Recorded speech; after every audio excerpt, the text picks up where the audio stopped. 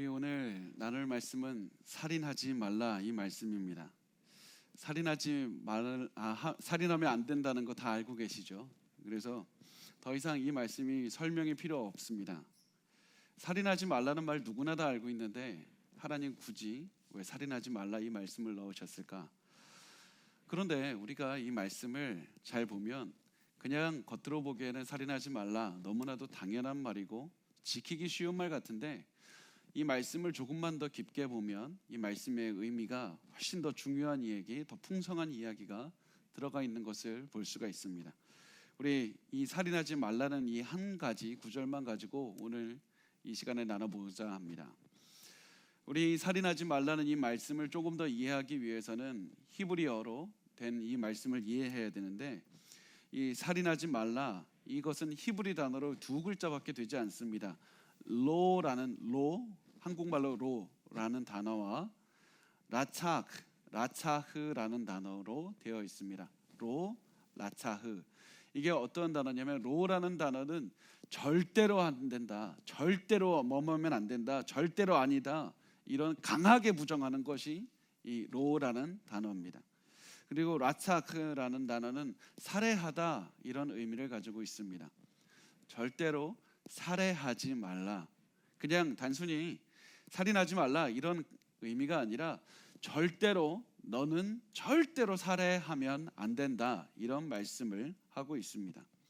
자, 여기서 우리가 조금 더 깊게 봐야 되는 말이 라사흐라는 단어인데 이게 살해하지 말라고 제가 말씀을 드렸습니다. 절대로 살인하지 말라. 이 말씀이 어떤 의미냐면 단순히 죽이지 말라는 것이 아니라 살인하지 말라는 말씀입니다. 죽이지 말라는 것이 아니라 살해하지 말라는 말씀입니다. 죽이는 것은 때로 괜찮은데 살해하는 것은 안 된다. 이 어감의 차이를 아시겠죠? 죽이는 것이 때로는 허용이 될 때가 있는데 그것은 허용이 돼도 살해하면 안 된다고 말씀을 하고 있습니다. 자, 그러면 하나님께서 금지하시는 살해가 무엇일까? 한번 우리 살펴보도록 하겠습니다. 교회에서 우리 어떤 때 살해가 되고 안 되는지 나누는 거 굉장히 특이한 경험이죠. 근데 하나님께서 성경에 그렇게 써 있습니다. 단순히 저의 생각을 말하는 게 아니라 성경에 어떠한 살해하는 것이 허용이 되고 안 되는 것이 써 있기 때문에 그것을 한번 같이 나눠보고자 합니다. 우리 출애굽기 22장 2절부터 3절까지의 말씀을 같이 읽어보겠습니다. 시작. 도둑이 뚫고 들어오는 것을 보고 그를 쳐 죽이면 피 흘린 죄가 없으나 해 돋은 후에는 피 흘린 죄가 있으리라. 도둑은 반드시 배상할 것이나 배상할 것이 없으면 그 몸을 팔아 그 도둑질한 것을 배상할 것이요. 자, 이 법을 보면 도둑이 들었을 때에 대해서 말씀을 하고 있습니다. 자, 어떤 상황입니까? 밤에 도둑이 들었습니다. 그래서 집에 들어왔는데 집주인이 발견을 한 겁니다. 그래서 그것을 보고 도둑이 이제 그 집주인을 공격하기 위해서 밤에 달려들게 됩니다. 이래서 이 집주인은 자기를 방어하기 위해서 도둑으로부터 계속해서 방어를 하다가 어떻게 할 수 없는 방법으로 결국에선 도둑을 죽이게 됐습니다. 이때 우리가 뭐라고 말합니까? 정당방위라고 말을 합니다. 정당방위로 자기가 어떻게 할 수 없이 자기가 살아나기 위해서 상대방이 자기를 죽이기 위해서 공격하는 그 상대방을 죽였다면 그것은 하나님께서 괜찮다, 그것은 피 흘린 죄가 없을 것이다 이렇게 말씀합니다. 그런데 해 돋은 후에는 피 흘린 죄가 있으리라. 이게 왜 그러냐면 이제 이 집주인이 겉으로 보기에 이제 해가 돋아서 보니까 도둑이 누군지 알게 됩니다. 어떤 상황인지 파악이 됩니다.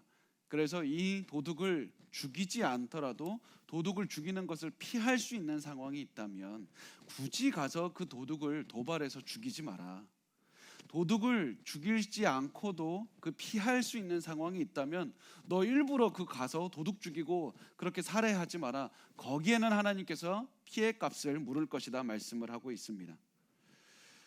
만약에 죽일 필요가 없었는데 그 사람을 도둑이라도 죽였다면 살인죄가 적용이 되는 겁니다. 잘 보면 하나님께서 정당방위, 이때 살해하는 것, 이때 죽이는 것은 인정하시지만 필요 없는 살해하는 것을 절대로 인정하지 않겠다고 말씀을 하고 있습니다. 자, 다음 말씀을 한번 보겠습니다. 신명기서 19장 4절에서 5절 말씀입니다. 같이 읽겠습니다. 살인자가 그리로 도피하여 살만한 경우는 이러하니 곧 누구든지 본래 원한이 없이 부지 중에 그의 이웃을 죽인 일, 가령 사람이 그 이웃과 함께 벌목하러 살림에 들어가서 손에 도끼를 들고 벌목하려고 찍을 때 도끼가 자루에서 빠져 그의 이웃을 맞춰 그를 죽게 함과 같은 것이라. 이런 사람은 그 성읍 중 하나로 도피하여 생명을 보존할 것이니라. 자, 이 말씀을 보면 어떤 상황입니까? 두 사람이 벌목을 하려고 도끼를 들고 산으로 올라갔습니다. 그래서 이제 도끼질을 하는데 한 사람이 도끼질을 할 때 도끼 자루에서 도끼날이 빠져서 그것이 막 날아가서 이 옆에서 도끼질하던 사람을 맞춰 죽였다는 상황입니다. 자, 잘 생각해 보면 도끼질을 할 때 갑자기 도끼날이 빠지는 것도 흔한 일이 아닌데 그게 갑자기 막 날아가서 이웃을 맞히는 것도 흔하지 않은 일이고, 그 이웃을 맞췄는데 다리도 아니고 배도 아니고 다른 어떤 치명상을 입혀서 죽게 하는 건 더욱더 흔한 일이 아닙니다. 이게 자기가 원해서 되는 게 아니라 너무나도 큰 우연에 의해서 일어나는 일입니다. 이런 상황은 도저히 이 사람이 예상할 수가 있는 상황이 아닙니다. 계획할 수도 없고 고의가 있지도 않고 우연하게 일어난 일이니까 이 사람은 하나님께서 피값을 묻지 말고 이 사람이 도망갈 수 있는 도피성으로 도망갈 수 있도록 하나님께서 허락을 해주시는 겁니다. 그래서 살해하려는 의도가 없거나 고의가 없고 계획이 없으면 그 사람이 너무나도 쉽게, 너무나도 우연으로, 너무나도 실수로 했다면 그 사람은 사형으로, 그 사람은 굳이 죽이지 말라고 말씀을 하고 있습니다. 그런데 우리가 보통 요즘에도 살인죄를 적용할 때 그러지 않습니까? 살인죄를 적용할 때 고의성이 있어야 되고 계획을 하면 무조건 이제 그 사형죄가 이제 적용이 되지 않습니까? 이때에도 하나님 이 율법을 행했을 때에도 살해하려는 고의가 있고 계획을 세워서 사람을 죽였다면 사형을 처하게 하셨습니다. 자, 신명기서 19장 11절과 12절 말씀을 우리 같이 읽겠습니다. 시작. 그러나 만일 어떤 사람이 그의 이웃을 미워하여 엎드려 그를 기다리다가 일어나 상처를 입혀 죽게 하고 한 성읍으로 도피하면 그 본 성읍 장로들이 사람을 보내어 그를 거기서 잡아다가 보복자의 손에 넘겨 죽이게 할 것이라.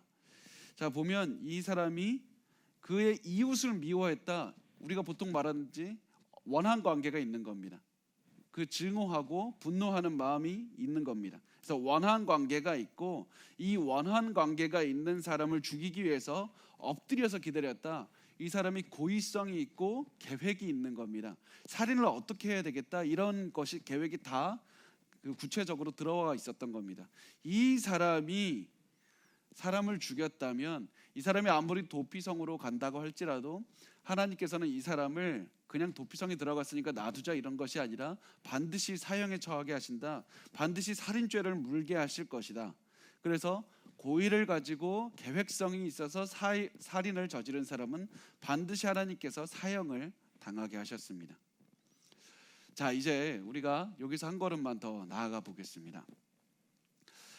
한번 여기서 하나님께서 이제는 고의성을 가지고 살인을 저지른 사람에 대해서만 말씀하셨는데 이 말씀에서 한 걸음 더 나아가서 이 살인죄에 더 많은 사람까지 사실은 포함이 되게 됩니다. 자, 신명기서 22장 8절 말씀을 우리 같이 읽어보겠습니다. 시작. 내가 새 집을 지을 때 지붕에 난간을 만들어 사람이 떨어지지 않게 하라. 그 피가 내 집에 돌아갈까 하노라.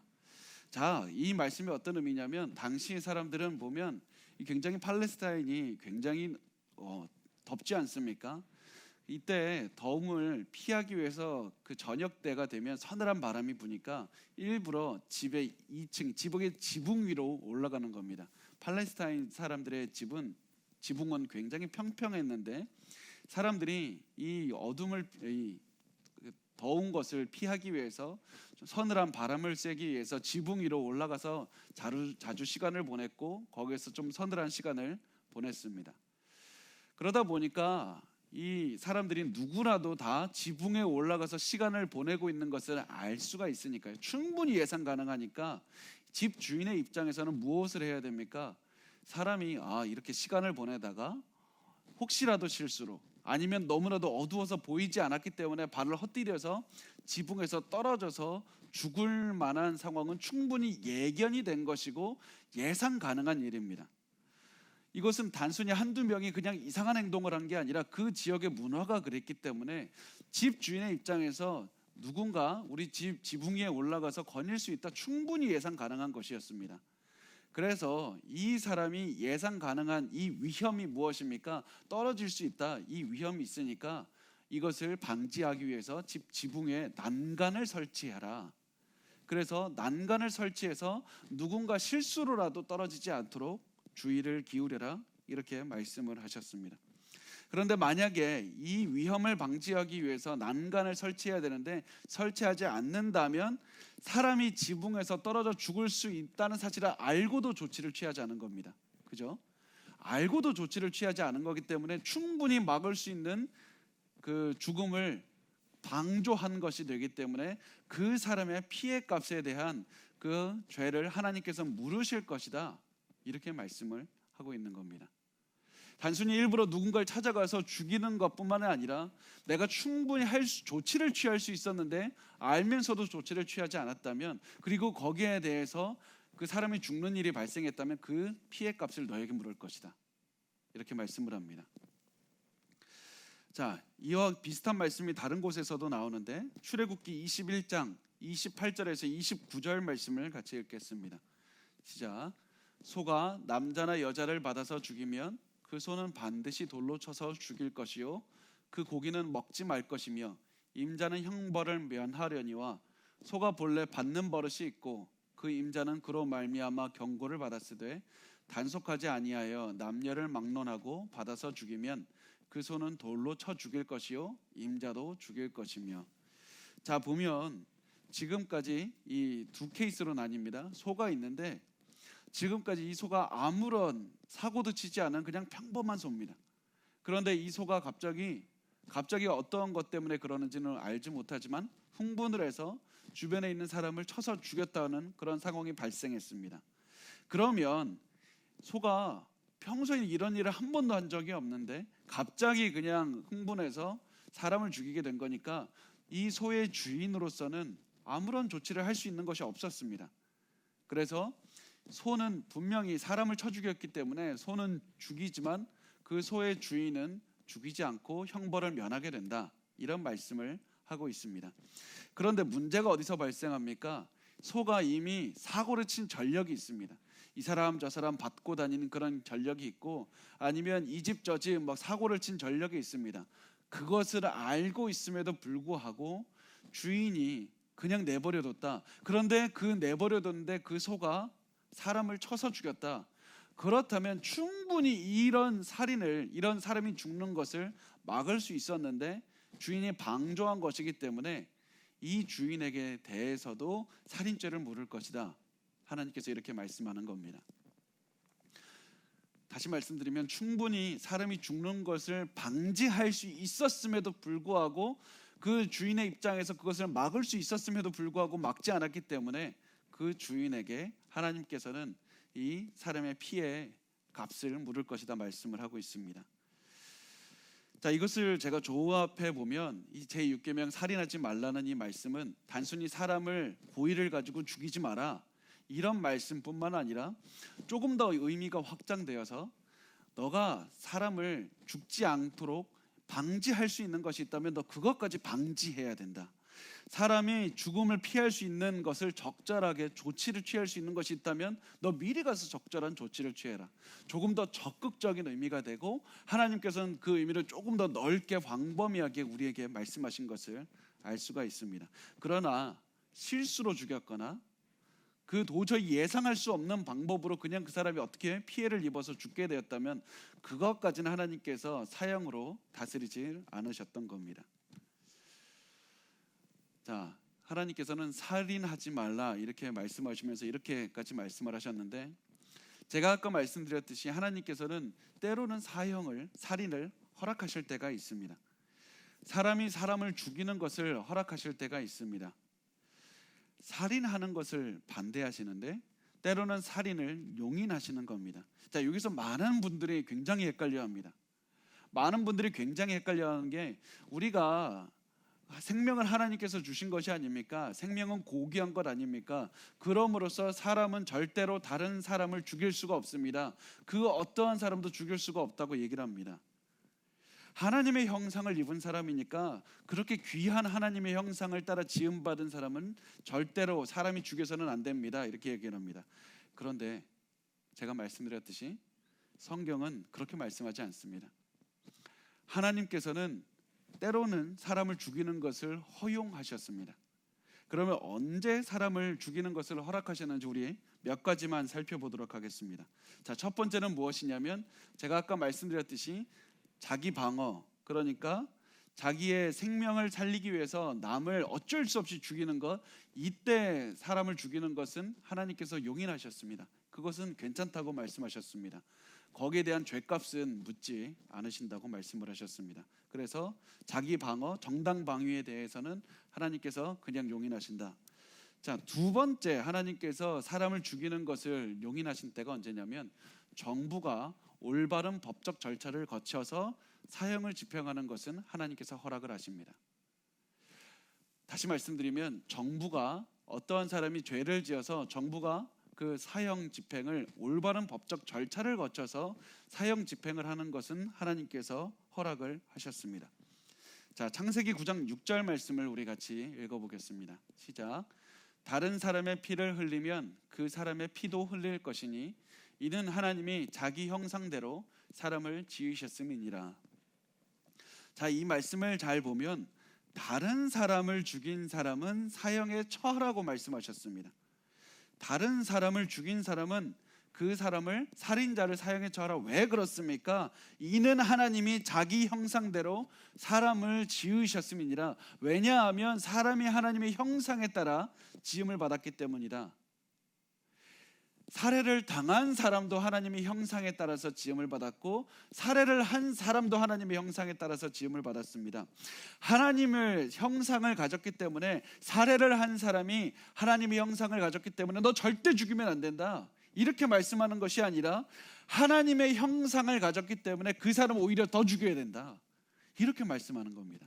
왜 그렇습니까? 이 살해를 당한 사람이 하나님의 형상을 가졌다. 이건 너무나도 존엄한 겁니다. 너무나도 존귀한 겁니다. 너무나도 귀중한 겁니다. 그래서 이 사람이 죽었다, 이 사람을 누가 일부러 죽였다라는 것은 너무나도 끔찍한 일이고 인간이 다른 인간에게 할 수 있는 최악의 일인 겁니다.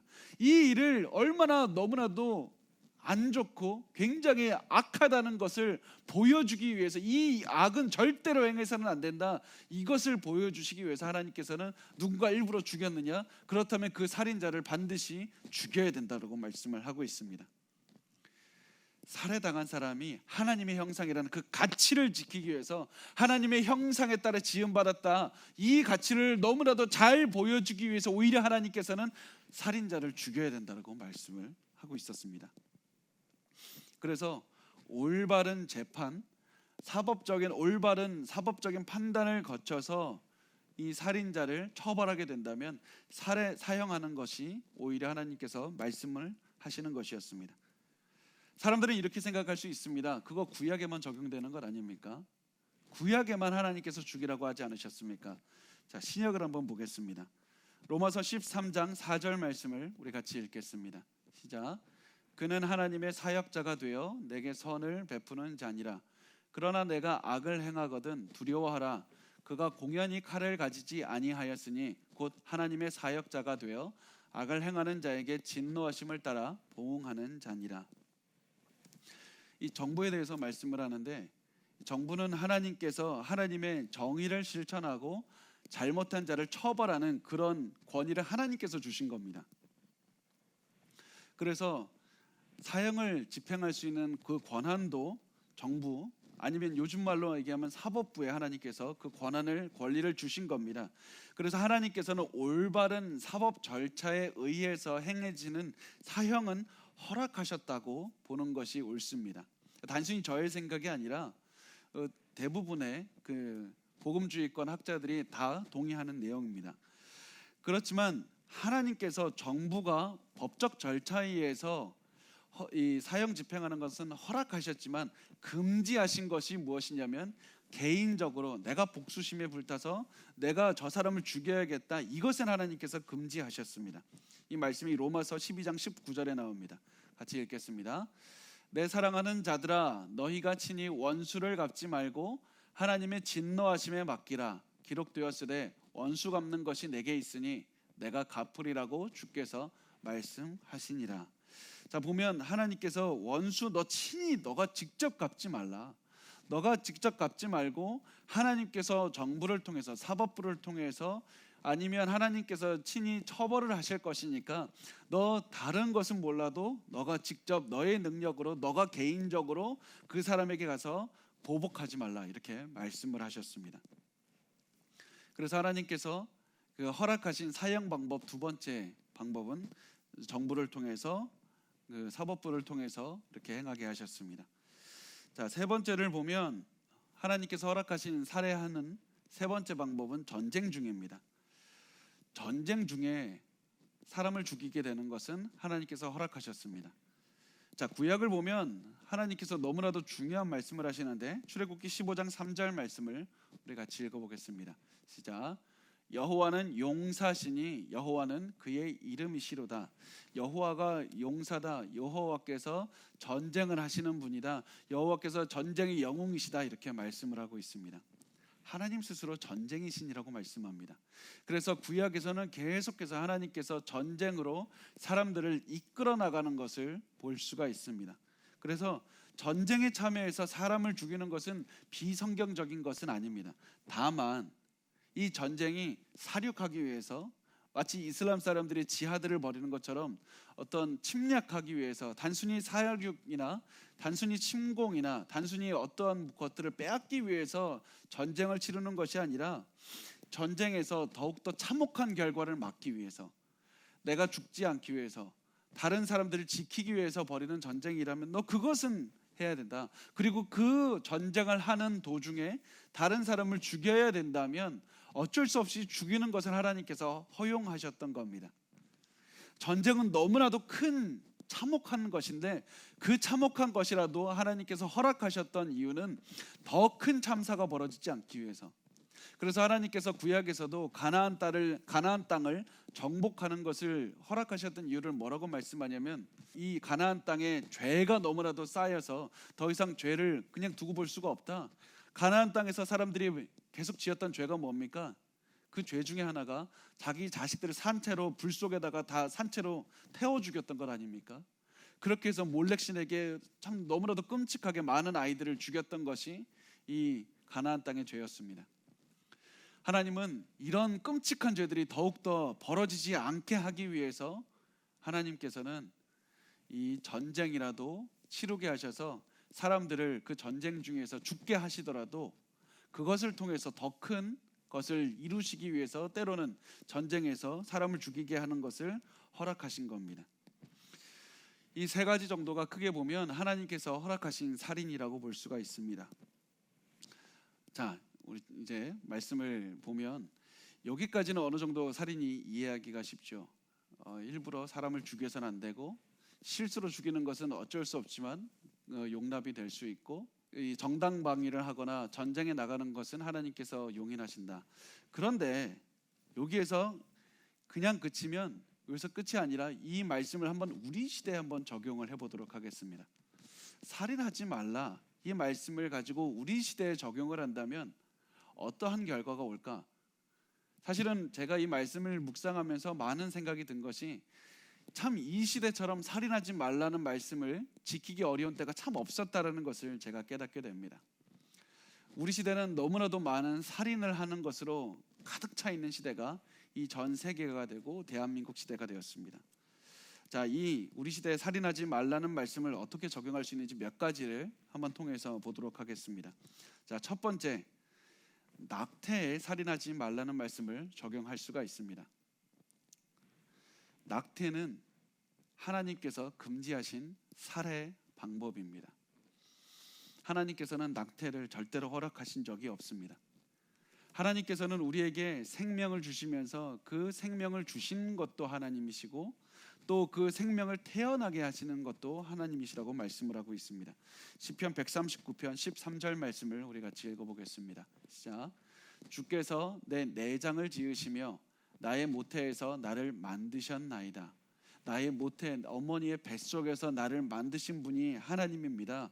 어머니의 뱃속에서 아이를 만들어내신 분이 하나님입니다. 그렇기 때문에 태아를 죽이는 것은 이미 생명체를 죽이는 것이고, 이 생명체를 죽이는 것은 하나님께서 싫어하시는, 하나님께서 죄라고 말씀하시는 살해하는 것이라고 볼 수가 있는 겁니다. 참 이것이 제가 이 말씀을 전하면서 너무나도 답답한 것이, 이제 우리나라에서도 낙태죄가 폐지가 되어서 사람들이 돈만 조금 있으면 산부인과에 가서 부모님의 허락을 받지 않고도 우리가 이 낙태를 할 수가 있게 되지 않았습니까? 정말 수많은 아이들이, 지금도 너무나도 많은 아이들이 살해를 당하고 있습니다. 낙태를 얘기할 때 정말 수많은 사람들이 말을 합니다. 그러면 뱃속에서 태아가 몇 개월이 됐을 때부터 그 아이가 생명이라고 볼 수가 있습니까? 언제부터 그 태아를 생명이라고 볼 수가 있습니까? 많은 분들이 질문을 합니다. 그런데 너무나도 단순하고 너무나도 명확한 대답은 무엇이냐면, 생명은 임신이 되는 순간, 수정이 되는 순간 생명이라고 보면 되겠습니다. 어머니의 뱃속에 있는 태아가 생명체가 아니었다가 한 달 후에, 5달 후에, 10달 후에 이 생명체가 되는 것이 아니라 수정이 되는 그 순간의 생명체라고 보면 되겠습니다. 이것을 제가 말씀드리는 것이 아니라 이것은 과학적으로 입증된 사실입니다. 모든 과학자들이 입증하고 동의하는 사실입니다. 이 과학적으로요, 이 사람이 이 생명이라는 것이 무슨 갑자기 생명이 아닌 어떤 돌덩어리였다가 갑자기 3개월이 지났더니 생명체가 됐다, 이런 것이 절대 아닙니다. 사람의 생명은 처음부터 수정이 되는 순간 생명체가 되어서 이것이 계속해서 발달하는 과정 가운데 있어서 시간이 지나면 완벽한 이런 아기의 모습을 갖게 되는 것이지, 처음에는 그것이 좀 처음에 분간하기 힘들다고 해서 인간이 아니다, 절대로 그렇지 않습니다. 너무나도 과학적으로도 명확하게 그것이 입증된 사실입니다. 수정이 되는 순간부터 생명체가 시작이 된 겁니다. 그래서 과학만 두고 본다면 낙태가 살인이다, 이것은 너무나도 당연한 결론입니다. 그런데 문제가 언제 시작이 됩니까? 문제가 언제 시작이 되냐면, 항상 그렇습니다.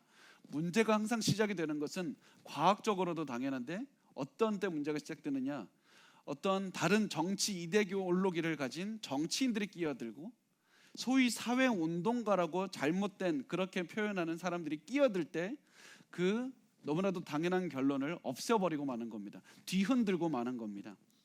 이들이 과학적으로 이미 생명이 시작이 되었다, 이것을 받아들이면 내가 주장하고 싶은 것이 안 되게 됩니다. 성립이 안 되게 됩니다. 그래서 이 정치인들과 이런 소위 사회운동가들이 보통 어떻게 얘기를 하냐면, 이 과학적인 연구를 따르면 내 주장이 서지를 못하니까 과학이 틀렸다고 말을 합니다. 저 과학자들이 잘못됐다고 말합니다. 내 생각이 맞고 저 과학이 오히려 잘못된 것이니까 우리가 다 맞고, 그래서 낙태를 해야 된다, 살인을 저질러야 된다, 이것을 계속해서 동조하면서 강요하고 있는 것이 정말 수많은 낙태죄를 이렇게 폐지하는 데 선동했던 그런 정치인들이 아니겠습니까? 그분들이 얼마나 두려워해야 되는지 그분들은 알지 못할 겁니다. 나중에 하나님 앞에 섰을 때 그 피값을 하나님 앞에 어떻게 설명해야 될지 그 두려움을 그분들은 모르고서 그렇게 조장하고 있을 겁니다. 그런데 그 어떠한 일부 잘못된 정치인들과 일부 잘못된 그 사회운동가들에 의해서 계속해서 이 생명체가 처음에 5개월 동안은 아니라고, 처음에 4개월 동안 아니라고, 이렇게 계속해서 엄마가 인정하지 않으면 생명체가 아닌 것이라고, 언제든지 죽여도 된다고, 이렇게 자꾸 조장이 돼가고 있는 겁니다. 그런데 성경도 말씀하고 있고, 우리가 방금 읽은 시편 139편의 말씀에서도 말씀하고 있고, 과학적으로도 확실한 것은 아이가 뱃속에 생긴 그 순간 생명체이고, 생명체라는 그 순간 하나님의 형상을 입은 존재이고, 하나님의 형상을 입은 존재라는 그 순간에 바로 이 아이는 너무나도 하나님 앞에 존귀하고 고결한 존재라는 사실입니다. 그래서 태아는 이미 어린 아이와 똑같은 존재입니다. 똑같은 귀한 존재가 됩니다. 그래서 하나님께서 보시기에 낙태하는 것은 살인하는 것과 동일한 그런 모습을, 그런 의미를 갖고 있습니다. 그래서 낙태하는 것은 제6계명 살인하지 말라, 이것을 어기게 되는 겁니다. 자, 두 번째 보겠습니다. 두 번째 살인하지 말라는 이 계명은 우리에게 자살을 금지하고 있습니다. 살인하지 말라는 말은 우리에게 자살하지 말라는 말과 똑같습니다. 자살이라는 말이 무슨 의미입니까? 자기 스스로 자기를 살해한다, 자기를 죽인다는 말이 자살이지 않습니까? 그래서 살인하지 말라, 살해하지 말라, 이 말은 너 스스로 죽는 것도 하나님께서 반대하신다, 하나님께서 그것을 절대로 못하게 하신다. 그래서 너 자신 스스로 자살을 하면 제6계명 살인하지 말라는 이 계명을 어기게 되는 것이다 말씀을 하고 있습니다.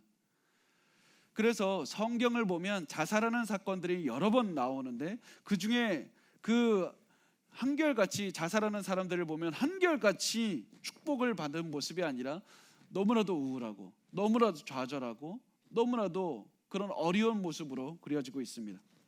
대표적인 예가 가룟 유다에게서 볼 수가 있습니다. 마태복음 27장 3절에서 5절 말씀을 우리 같이 읽겠습니다. 시작. 그때 예수를 판 유다가 그의 정죄됨을 보고 스스로 뉘우쳐 그 은산십을 대제사장들과 장로들에게 도로 갖다 주며 이르되 내가 무죄한 피를 팔고 죄를 범하였도다 하니 그들이 이르되 그것이 우리에게 무슨 상관이냐, 내가 당하라 하거늘 유다가 은을 성소에 던져 넣고 물러가서 스스로 목매어 죽은지라. 유다가 예수님을 팔고 돈을 받았습니다. 그런데 이 돈을 받았다는 사실 때문에 너무나도 죄책감과 후회가 막심했습니다. 내가 이거 너무나도 큰 짓을 저질렀구나. 내가 저지르기 전에는 몰랐는데 저지르고 나니까 마음속에 양심의 가책과 죄책감과 두려움과 후회가 막 몰려들었습니다. 이거 어떻게 하면 내가 뒤집을 수 있을까? 시간을 되돌릴 수만 있다면. 그런 마음으로 이 사람이 대제사장들에게 가서 내가 돈 돌려줄 테니까 대신 제발 상황 좀 다시 바꿔봅시다. 내가 실수했습니다. 그렇게 하니까 대제사장들이 야, 이제는 너무 늦었다. 시간을 되돌리기엔 너무 늦었다. 이렇게 말을 합니다. 이 과거를 돌릴 수 없다는 이 사실을 깨달은 가룟 유다가 결국 행하는 게 무엇이냐면 자살을 하게 되는 겁니다. 그리고 가룟 유다의 모습을 그리는 성경은 굉장히 우울하고 굉장히 그런 너무나도 희망이 없고 절망이 가득하고 이 사람이 자기의 죄값을 받은 것으로 그렇게 그리고 있습니다. 너무나도 안타까운 모습으로 그리고 있습니다. 자살을 바라보는 이 성경의 모습이 이렇습니다. 그런데 가룟 유다와 정반대로 같은 죽음을 경험했는데 어떠한 한 사람을 그릴 때는 굉장히 다르게 그리고 있습니다. 자, 사도행전 7장 55절과 56절 말씀을 읽어보겠습니다. 시작. 스데반이 성령 충만하여 하늘을 우러러 주목하여 하나님의 영광과 및 예수께서 하나님 우편에 서신 것을 보고 말하되 보라, 하늘이 열리고 인자가 하나님 우편에 서신 것을 보노라 한데, 지금 스데반이 복음을 전하다가 순교를 당하는, 죽임을 당하는 장면이 나오고 있습니다. 같은 죽음을 당하고 있습니다. 가룟 유다도 죽고 있고 스데반도 죽고 있는데, 복음을 전하다가 이 다른 사람에 의해서 순교를 당하는 이 스데반의 눈에는 영광 가운데 계신 예수 그리스도께서 서 계시는 모습을 보여주고 있습니다. 예수께서 서 계신다는 것은 권위를 상징합니다. 능력을 상징합니다. 그래서 가룟 유다의 눈에는 아무것도 보이지 않았고 밤 가운데 있었고 그가 우울함 가운데 죽을 수밖에 없던 그런 모습을 보여주고 있지만 스데반 눈앞에는 하나님의 영광이 가득 보였습니다. 그래서 이 두 가지의 죽음만 나누어 봐도 우리가 알 수 있는 것은 하나님께서는 절대로 자살을 원하지 않으신다. 하나님께서는 스스로 자살을 하는 것을 절대로 죄라고 여기신다. 그래서 자살은 우리가 절대로 해서는 안 되는 것으로 우리가 기억을 해주셨으면 좋겠습니다. 어떤 분은 이렇게 얘기를 합니다. 내가 도저히 살 방법이 보이지 않습니다. 저 사람이 살고 싶었지 죽고 싶었겠습니까? 다른 방법이 보이지 않아서 자살한 것이 아니겠습니까? 그래서 저는 확신합니다. 하나님은 절대로 사람을 하나님의 계명을 어길 수밖에 없는 상황으로 몰고 가지 않으십니다. 하나님 반드시 피할 길을 열어주십니다. 하나님 반드시 피할 길을 열어주십니다. 그래서 우리가 기도하면 하나님께서 반드시 피할 길을 열어주신다는 사실을 기억하셨으면 좋겠습니다. 제가 이 말씀을, 이 자살에 대한 것을 보면서 굉장히 우려스러웠던 것이 있습니다. 요즘 세태를 보면 굉장히 걱정스러운 것이 넘쳐나는 때입니다. 얼마 전에 그 정부에서 코로나 때문에 그 코로나가 사람들에게 영향을 주는 그것을, 정신적인 것을 연구한 결과를 내보냈는데, 자살을 하고 싶다는 그런 마음이, 충동이 굉장히 늘었다고 이렇게 발표를 하고 있습니다. 또 요즘 들어서 최근 정치인들이나 연예인들이 그렇게 쉽게 자꾸 자살하는 것을 보여주고 있지 않습니까? 계속해서 사람들이 자살을 합니다. 이 사람들이 자살을 하는 것이 뉴스에 나오기만 해도 가슴이 철렁철렁 내려왔는데, 단순히 이 사람들의 자살 소식 때문에 제 가슴이 더욱 아픈 것이 아니라 저를 더욱 아프게 하는 것이 무엇이냐면, 더욱 우려하게 만드는 것이 무엇이냐면 이 사람들의 자살을 다루는 기사들의 내용입니다. 기자들이 이 사람들의 이 자살을 어떻게 다루고 있냐면, 여러분도 한번 잘 보셨으면 좋겠습니다. 절대 자살한 사람들을 비난해서는 안 됩니다. 절대 자살한 사람들에게는 아무런 책임도 없습니다. 자살한 사람들은 아무런 책임도 없고 단순히 피해자일 뿐입니다. 자살한 사람들을 절대로 손가락질만 하지 마십시오. 자살한 사람들은 아무런 죄가 없습니다. 기자들이 계속해서 이런 스탠스를 보여주고 있습니다.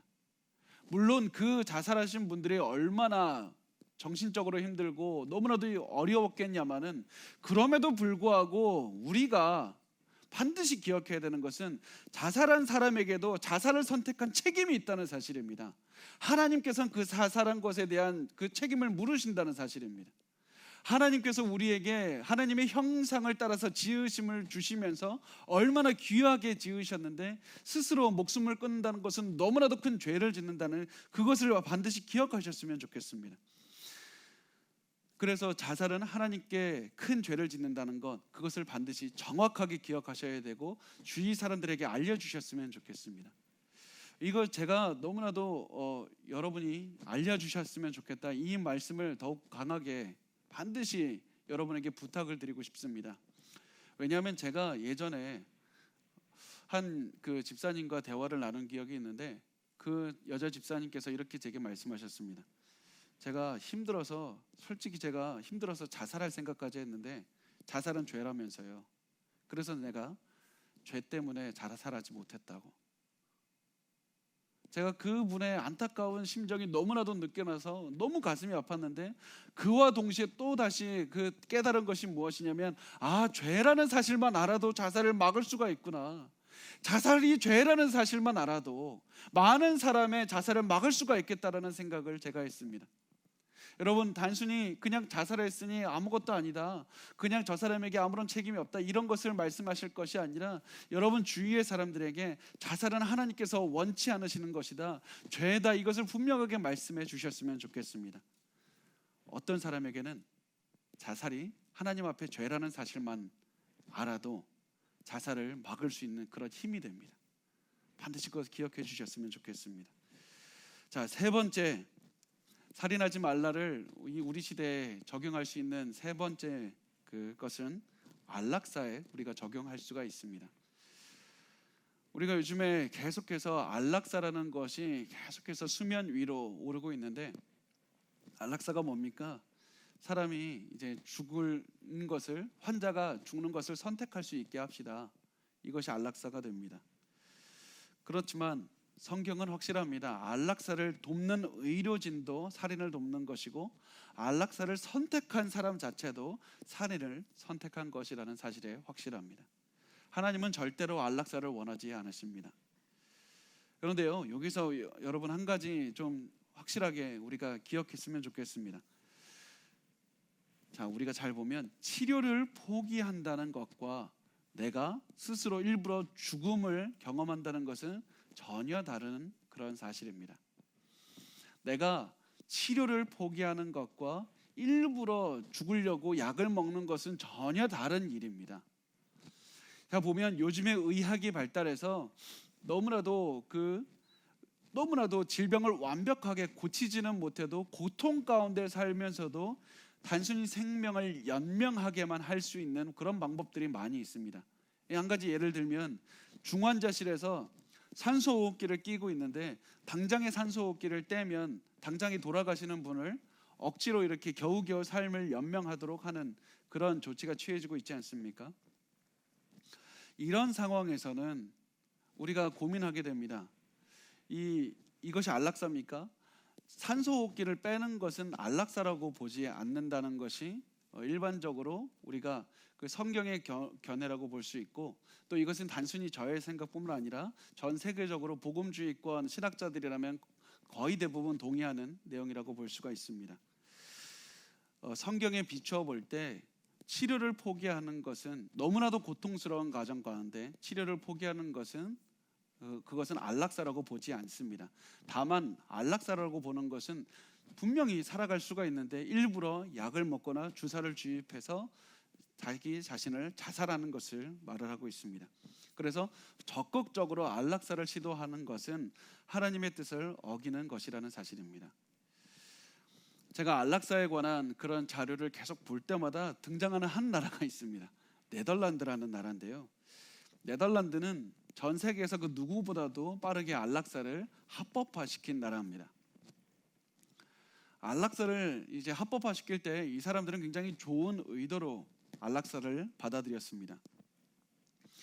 그래서 더 이상 살 소망이 없이 고통 가운데서 겨우겨우 살아가고 있는 사람들을, 그런 환자들을 도와주기 위해서 그런 의도로 안락사를 합법화를 처음엔 시켰습니다. 그런데 시간이 지나다 보니까 지금은 전혀 예상하지 못하는 문제들이 사회적으로 발생을 하게 됐는데, 여러분도 들으면 굉장히 놀랄 겁니다. 지금은 어떤 사회가 됐냐면, 제가 말하는 것이 아니라 네덜란드 사회를 연구하는 연구진들이 하는 말이, 지금은 환자들에게 안락사를 강요하는 사회가 됐다고 말을 하고 있습니다. 안락사를 강요하는 사회가 됐다고 말을 합니다. 예를 들면 이런 것이 있습니다. 어떤 사람이 중병에 걸렸습니다. 그래서 내가 치료를 받고 싶습니다. 내가 치료를 받아서 1년이든지 6개월이라도 몇 년이라도 더 살고 싶어서 치료를 받고 싶은데, 이 환자에게 보험회사에서 찾아가서 말을 합니다. 당신 몇 개월 더 살기 위해서 이 치료 받을 겁니까? 치료 받으면 치료비는 어떻게 감당할 겁니까? 당신 가족들이 당신 몇 개월 더 살게 하자고 치료비 내야 되는데 이거 보험회사에서 보험료에서 이거 커버 안 됩니다. 그래서 그냥 치료 받지 말고 약 드시고 그냥 깨끗하게 죽으십시오. 이렇게 권하는 사회가 됐다는 겁니다. 환자 스스로가 보기에, 야, 이거 나 더 살고 싶은데 내가 더 살면 가족들에게 부담되는 거 아니야? 그래서 이런 마음으로 오히려 내가 그냥 더 사느니 안락사를 당하고 싶습니다.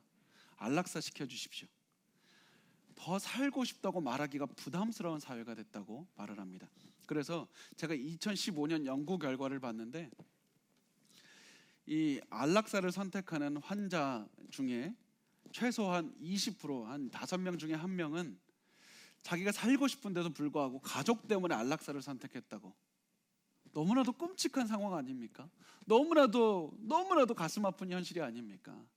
안락사를 처음엔 좋은 의도로 열어줬더니 마귀는 이것을 그냥 두지 않고 더욱더 사람들을 곤경으로 몰고 가서 어떻게 해서든지 죽이려고, 어떻게 해서든지 사람들을 죽이려고 계속해서 몰고 가는 것이 지금 이 네덜란드의 사회의 모습이 됐습니다. 그리고 이제 이곳에서 멈추지 않고 단순히 환자들이 가족 눈치 봐서 안락사를 시켜달라고 이렇게 말하는 상황뿐만 아니라, 이제는 가족들이 환자의 의향은 묻지도 않고 그냥 저 사람 안락사 시켜달라고, 우리 가족 너무 내가 힘드니까 저 사람 빨리 안락사 시켜달라고 그렇게 원하는 사회가 됐다는 겁니다. 그렇게 사회적으로 다 무너져 가버리는 그런 사회가 됐다는 겁니다. 여러분, 우리가 조금이라도 틈을 보여주면 사단은 그것을 어떻게 해서든지 파고들어서 그것을 통해서 사람들을 무너뜨리고 죽이고, 그래서 그 처음에 죽였던 것이 언제입니까?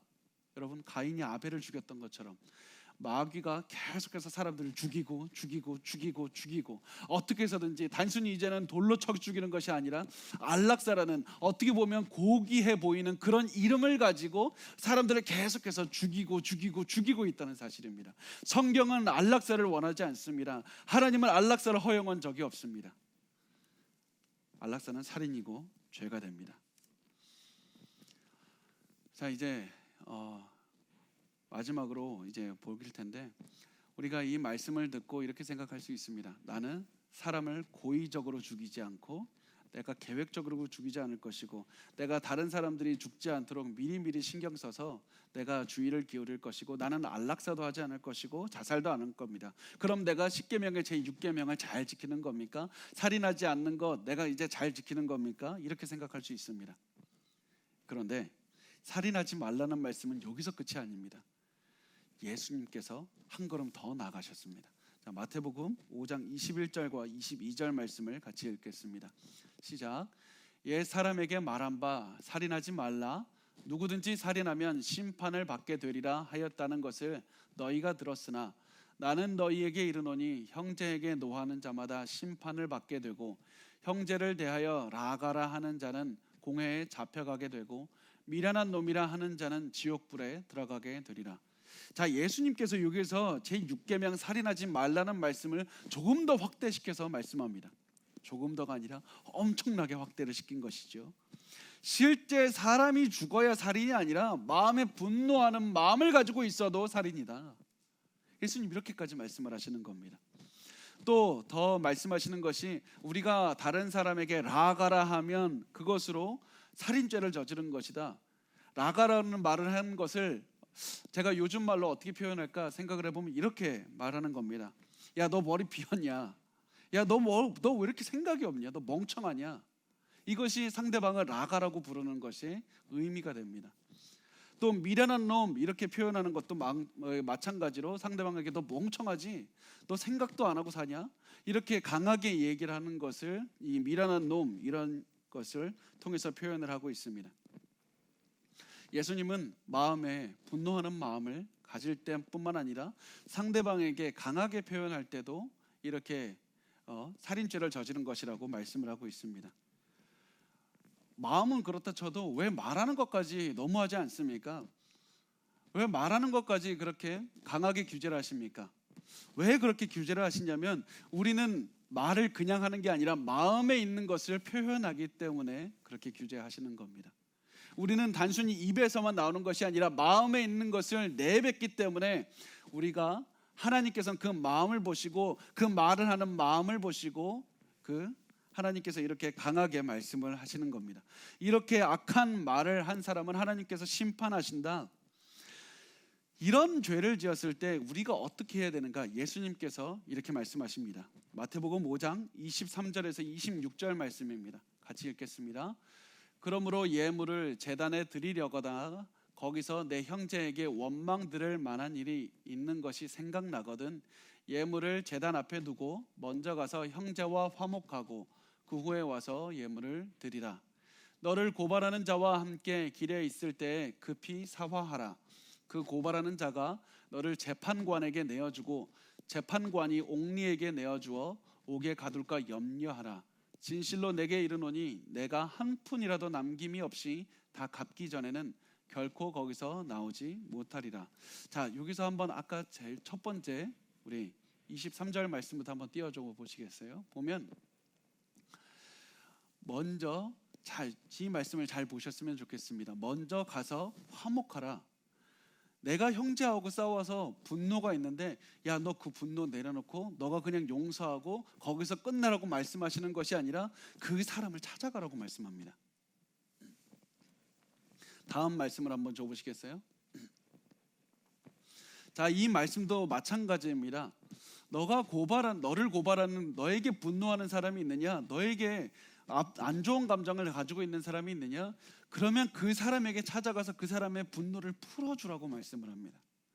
우리 생각에는 하나님 내가 분노만 안 가지고 있으면 되지 않습니까? 내가 가슴속에 있는 화만, 상대방을 미워하는 이 마음만 없애면 하나님께서 이 용서하시고 다 된 것 아닙니까? 그렇게 생각했는데 예수님께서는 너가 마음에 분노가 있느냐? 그렇다면 너의 마음을 내려놓을 뿐만 아니라 너에 대해서 너를 향해서 분노를 가지고 있는 사람까지 그 사람을 찾아가서 그 사람의 그 분노를 풀어주라.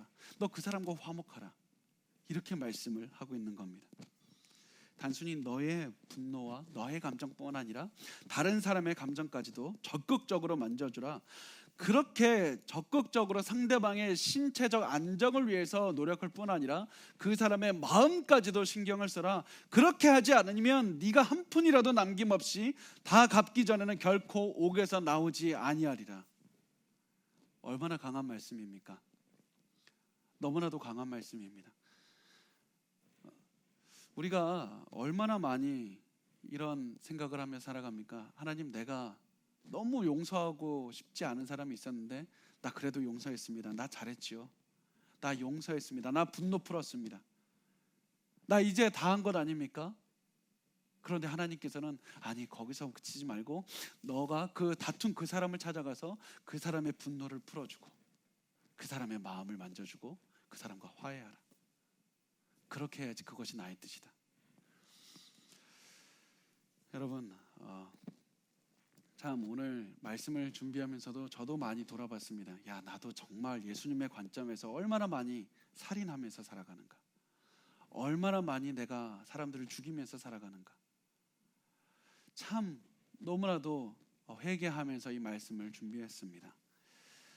여러분, 예수님께서는 우리에게 너는 다른 사람의 육체를 죽이지 않았기 때문에 괜찮다 이렇게 말씀하지 않습니다. 예수님께서는 너는 분노하고 있는가? 살인하는 것이다. 너 때문에 다른 사람이 분노하고 있는가? 그거 풀어주지 않으면 너 그것에 대한 값을 치르게 될 것이다. 처음에 살인하지 말라 이 말씀을 시작했을 때는 모든 사람이 다 지킬 수 있는 그런 법이라고 생각하고 이렇게 시작을 했습니다. 그런데 말씀을 나누면 나눌수록 아무도 지키지 못하는 그런 법으로 남게 됐습니다. 우리 모두는 이 법을 완벽하게 지키지 못합니다. 인간의 능력으로는 도저히 지킬 수 있는 것이 아닙니다. 사람의 분노를 통제하는 것도 인간의 능력으로 되지 않고 내가 다른 사람의 마음을 만져주고 그 사람의 분노를 열어주고 내가 화목하고 이 모든 것들이 인간의 능력을 벗어난 겁니다. 그래서 우리가 할 수 있는 것은 기도밖에 없습니다. 하나님, 내가 분노를 내려놓게 하십시오. 나를 힘들게 하는 그 사람, 왜 나는 저 사람이 나에 대해서 분노하고 있는지 나 이해를 하지 못하겠습니다.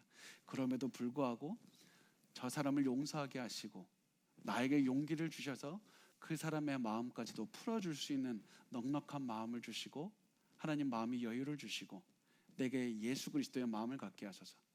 그래서 예수께서 십자가에서 주여 저들의 죄를 용서해 달라고 기도했던 것처럼 우리도 그런 용서하는 마음, 사랑하는 마음을 갖게 하소서. 우리가 평생 그런 마음을 가지고 살았으면 좋겠습니다. 우리가 그렇게 사람들과 화목하며 사랑하는 마음으로 살았으면 좋겠습니다.